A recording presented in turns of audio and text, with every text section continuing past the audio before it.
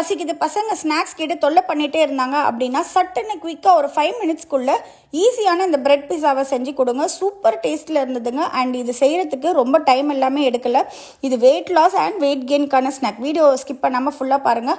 பொடிசாக கட் பண்ண பன்னீரில் தேவையான அளவு சால்ட், கொஞ்சமாக காஷ்மீரி சில்லி தூள், ஹை ஃபுட்ஸோட ஆல் பர்பஸ் குழம்பு மசாலா தூள் போட்டு நல்லா எல்லா பக்கமும் படுற மாதிரி விரவி விட்டுருங்க. இந்த பன்னீரெல்லாம் நம்ம மேரினேட் பண்ண போகிறதில்ல.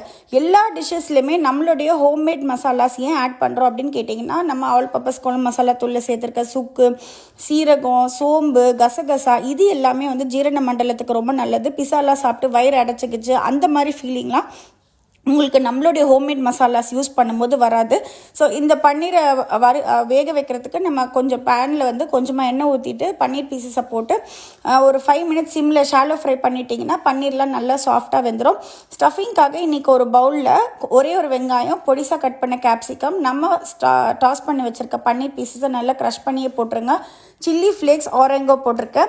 அவங்கக்கிட்ட என்ன சாஸ் இருக்கோ, பர்கர் மயோ இல்லை மஸ்டர்ட் சாஸ் இல்லை நார்மல் மைனீஸ் கூட ஏதாவது ஒரு ஜூசினஸ்க்கு கொஞ்சமாக போட்டுக்கோங்க. பிரெட் பீசஸ் எடுத்துகிட்டு டொமேட்டோ சாஸை போட்டு நல்லா தடவி விட்டு நம்ம செஞ்சு வச்சுருக்க ஃபில்லிங்கையும் மேலே வச்சுட்டு கொஞ்சமாக ஸ்வீட் கார்னையும் மேலே வச்சுக்கோங்க. ஸ்வீட் கார்ன் போடுறதுனால ஒரு நல்ல க்ரன்ச்சினஸ் கிடைக்கும்.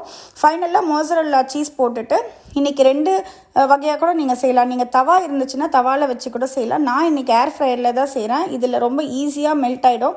பிரெட் பீசஸ் எல்லாம் அடுக்கி வச்சுட்டு ஏர் ஃப்ரையரை மூடி வச்சுட்டு 200 டிகிரி செல்சியஸில் ஒரு 5 மினிட்ஸ் தான் வச்சேன். இதே நீங்கள் தவாவில் பண்ணுறீங்க அப்படின்னா கொஞ்சமாக பட்டர் ஊற்றிட்டு தோசை கல்லே வந்து இந்த ஸ்டஃப் பண்ண ப்ரெட்டை வச்சுட்டு 5 மினிட்ஸ் சிம்மில் ஏதாவது மூடி போட்டு மூடி வச்சுருங்க.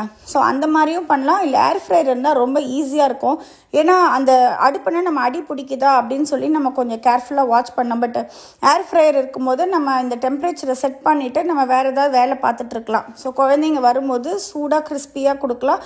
நம்மளுமே வந்து இப்போ வரப்போகிற வின்டர் சீசனில் ஏதாவது சாப்பிட்ணுன்னு நினைப்போம்ல. ஸோ இந்த பிரெட் பீஸா ஹெல்த்தியாக அப்படின்னு கேட்டிங்கன்னா இது சாப்பிட்டோன்னே செம்மையாக வயிறு ஃபுல்லாகிடுச்சுங்க.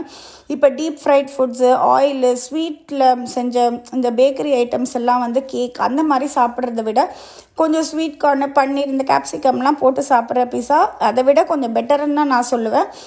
இது ஹெல்த்தின்னு சொல்ல முடியாது. ப்ரெட்டுன்றது வந்து நீங்கள் மந்த்லி ஒன்ஸோ இல்லை வீக்லி ஒன்ஸ் சாப்பிட்டா எந்த கெடுதலும் கிடையாது. பட் நிறைய வீட்டில் வந்து ப்ரெட்டே வந்து பிரேக்ஃபாஸ்ட், லஞ்சு, டின்னர் ஏன்னா ஈஸியாக கிடைக்குது அப்படின்னு சொல்லி கொடுத்து பழகிடுவாங்க. பட் அந்த மாதிரிலாம் கடையில் போய் வாங்கி சாப்பிடாம, ஸ்ட்ரீட் ஃபுட்ஸில் பொரிச்ச உணவுகள்லாம் சாப்பிடாம வீட்லேயே ஹெல்த்தியாக நம்ம ஹோம்மேட் மசாலாஸை வச்சு குழந்தைங்களுக்கு செஞ்சு கொடுங்க. நம்ம மசாலாஸ்லாம் ஆர்டர் பண்ணால் வாட்ஸ்அப்பில் ஆர்டர் பண்ணலாம், வெப்சைட்லேயும் ஆர்டர் பண்ணலாம்.